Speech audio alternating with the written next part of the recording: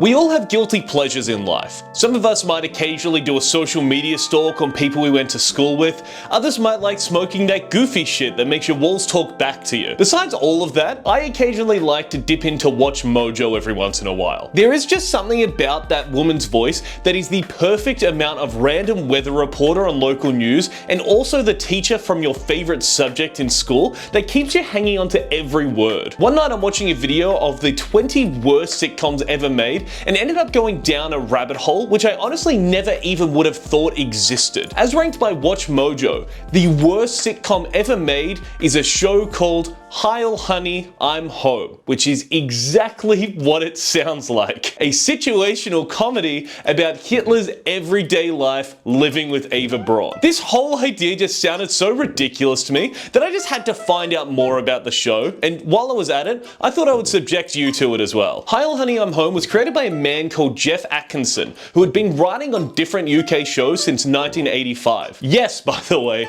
this isn't a show from some bygone era that was created right after World War II. This show premiered 6 weeks before the second season of The Simpsons started, and about a year and a half after the first episode of Seinfeld aired. The core premise of this show is a sitcom based on Hitler and Eva Braun's apartment in 1938. Living right next door is a couple that is constantly popping in and inconveniencing Hitler.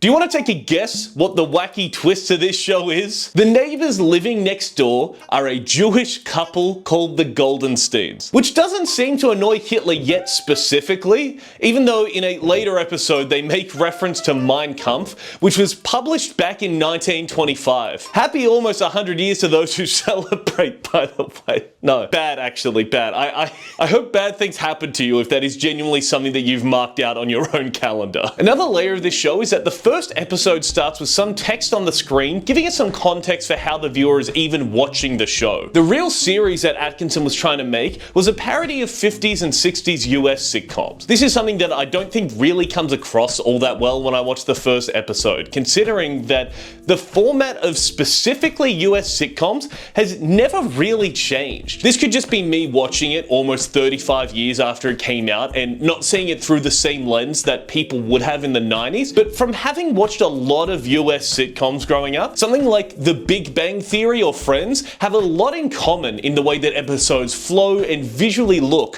when you compare them to things from the time period Atkinson was looking at, which was shows like Bewitched or The Brady Bunch. Later on in the series, they apparently intended to use an animated opening sequence, which I think makes it fit the genre they were going for more and overtly shows exactly what it is trying to replicate and mock. All of that to say, the opening text explains that what the audience is about to see is lost tapes found in a Burbank backlot. For those who don't know, Burbank is a suburb just north of Hollywood and is where a lot of these sitcoms were and still are made. The reasoning that Atkinson gives for why he added this extra bit of lore to the show is that what he really wanted to do with this series was make fun of the old corny US sitcoms and how they would, quote, embrace any idea no matter how stupid. As you could expect, even before the show was aired, there were a lot of conversations being had about how anyone could be making a TV show, let alone a comedy, about such an evil, hateful man. And I'm sure if podcasts were around in the 90s, Atkinson would probably be going on just about every one of them, talking about how you just can't joke about anything anymore these days in the year of our Lord 1990.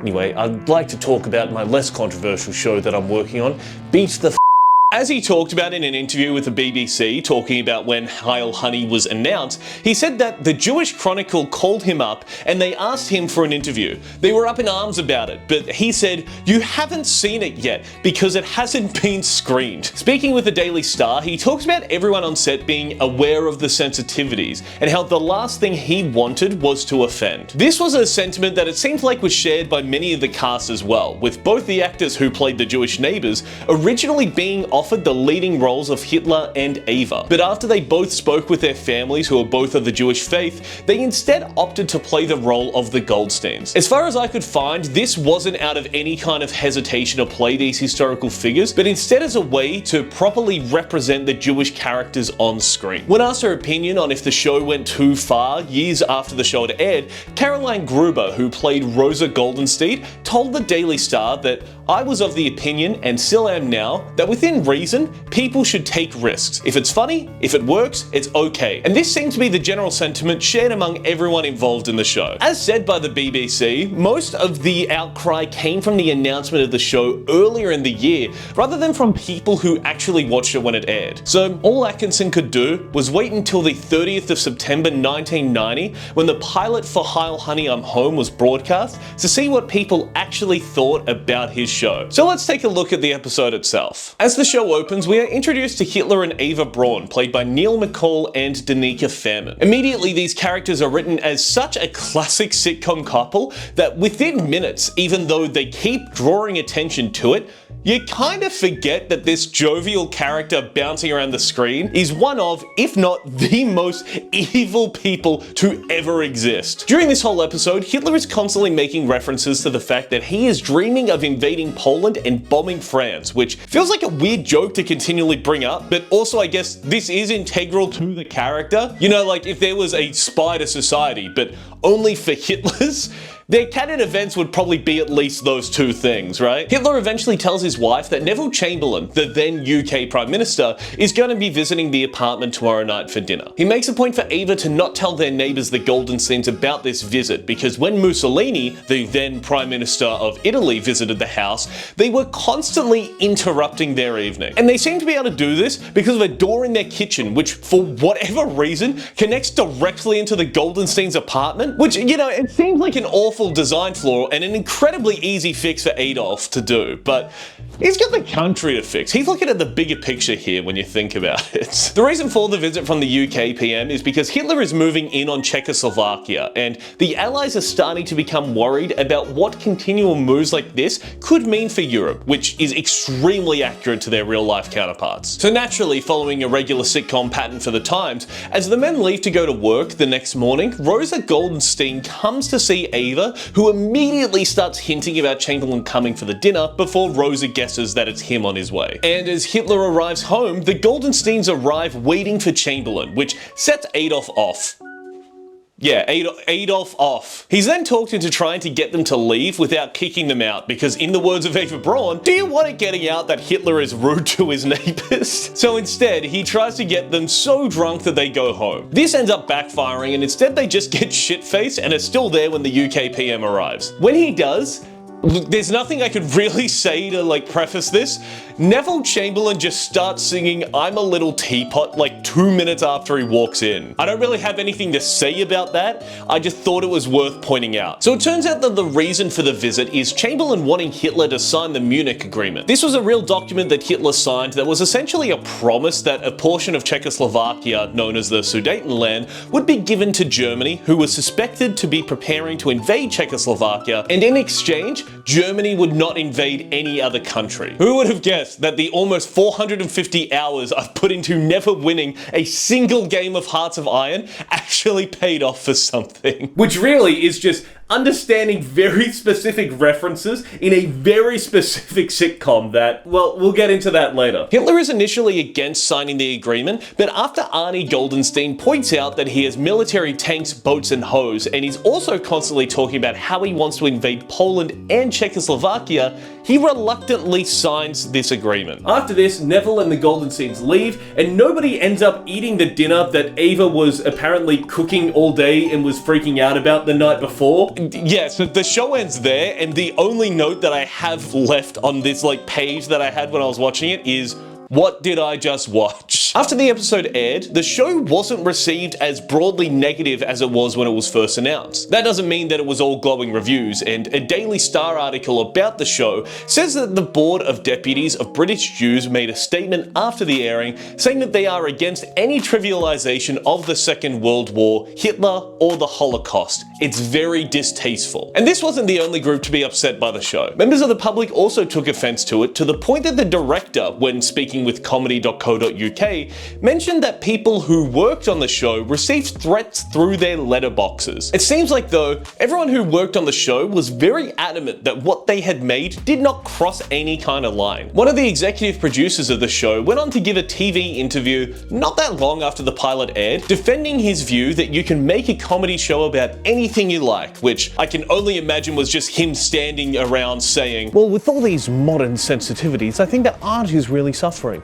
It's almost as if we can't make a joke about anything these days. I'm sorry, Mr. Jackson, we're gonna have to cut you off there. We're just receiving breaking news that Prime Minister Margaret Thatcher has resigned. You heard me correct. That is how long people have been using this talking point for. So we know the general sentiment of the public, but what about the TV station itself? Well, what we do know is that at the time of the premiere, there were 7 more episodes which had apparently already been filmed and edited for broadcast. Production for the show continued for a full month before something unexpected happened. In November of 1990, Sky Television, which at least at the time was owned by Rupert Murdoch, I can't seem to get away from talking about this guy apparently, his company purchased British Satellite Company, and one of the very first actions after this purchase was cancelling production on Heil Honey I'm Home in the middle of a rehearsal. Now who's on the side of cancel culture, hey Rupert? So with the show cancelled, the question became, what would happen to these actors and the creator involved in this show? Would this be considered a stain on their reputation for the rest of their lives? As surprising as it might be,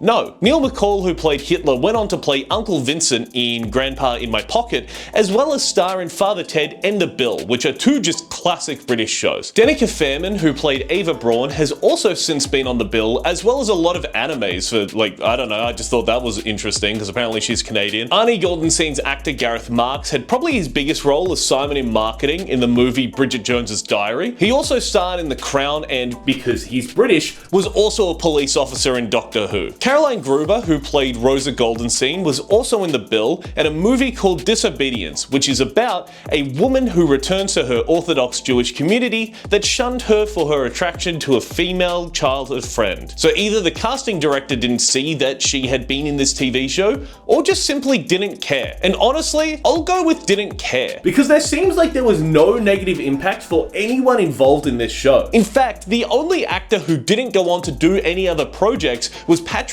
Cargill, who played Neville Chamberlain. And realistically, I wouldn't even say that this is because of the show either, because at the time of filming, he was 71, and he actually passed away 6 years later. But what about the series creator himself? Jeff Atkinson continued to write for TV shows and movies, most recently in 2016 on the TV series Going Forward. But that's basically the story of the show, and all that's left to talk about is what I know everyone really came here for, my opinion. I think tvtropes.org makes a really good point that, from what I've read, also lines up with Atkinson's vision for the show. If one changed the name of the main characters along with a couple of lines, the show would be indistinguishable from a genuine post-war sitcom, and the humor is largely derived from the jarring fact that the domestic fool main character just happens to be Hitler. I think what was really surprising to me when I watched the show was how quickly I got bored with it. The one episode that is available is very much just a generic TV sitcom from this 50s to 60s era,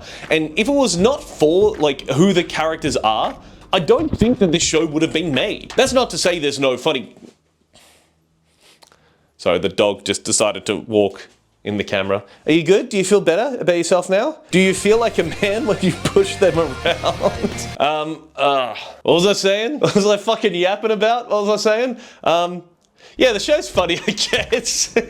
Look, they have a couple of jokes in this, but I feel like this is something you could genuinely put on in the background, and if you weren't watching it, the show wouldn't really seem out of place from like just those sitcoms they would run on daytime TV. And I mean, really, even if you were watching it, with movies like Look Who's Back and Jojo Rabbit coming out, which feature Hitler as one of the main characters, you could probably still get away with doing this. I think what those 2 movies show is a shift that, unlike what some comedians may say who just want to make fun of how people look or identify, or, you know, sometimes they just want to be able to say a slur, you know? These movies show us that you are allowed to joke about sensitive topics. I remember Lewis Spears saying once, and I think it was at one of his shows, I don't know, I don't remember, it might have actually been on Twitter actually, it's okay to joke about something sensitive, you've just got to make sure it's a good joke. Was this show a good joke? Not really.